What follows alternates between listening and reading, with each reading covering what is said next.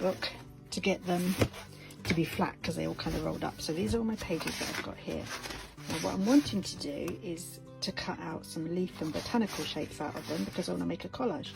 And I was just going to cut them out freehand, but what I think I'm going to try and do is make a stencil. So here's my gorgeous finished shapes in their shades of greeny yellows, and I want you to have another colour to make it pop. So I'm cutting out these kind of pretend tropical plants in the oranges and reds. I've popped that piece of blue card behind just to see if I fancy doing a background, and I did. So here I am painting it.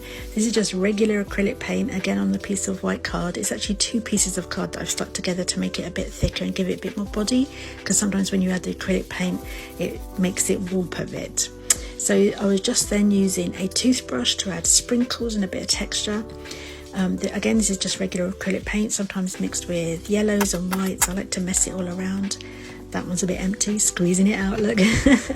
And here I'm going to be using in just a second this fan brush, which gives it a bit more texture, and it just moves the paint around. I'm really enjoying seeing how it all blends together, using the materials, using the mediums and using the tools. What do you reckon? Next step, so my background is completed. I'm just going to try out laying out the different shapes. Now I spend quite a bit of time here titivating about with my shapes, placing them down, picking them up, placing them down, picking them up, and just kind of deciding where I want them to be. Interestingly, I think I want the shapes going out of the canvas, so we'll see how that plays out later on.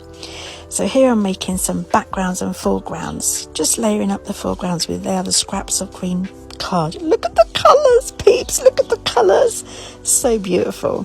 Wanted a pop of yellow in there as well to kind of bounce off those greens and yellows and the red. And then I decided I need some clouds, so even the sky background was already speckly, I wanted to add more interest by having a collage element in that area too. Just letting that dry. While that's drying, I'm cutting out little mounds because I can. And then here's my little clouds. How adorable are they?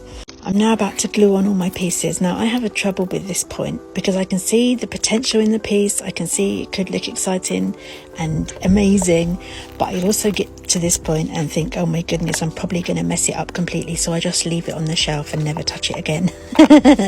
I mean, I'm guessing lots of other creatives do the same thing.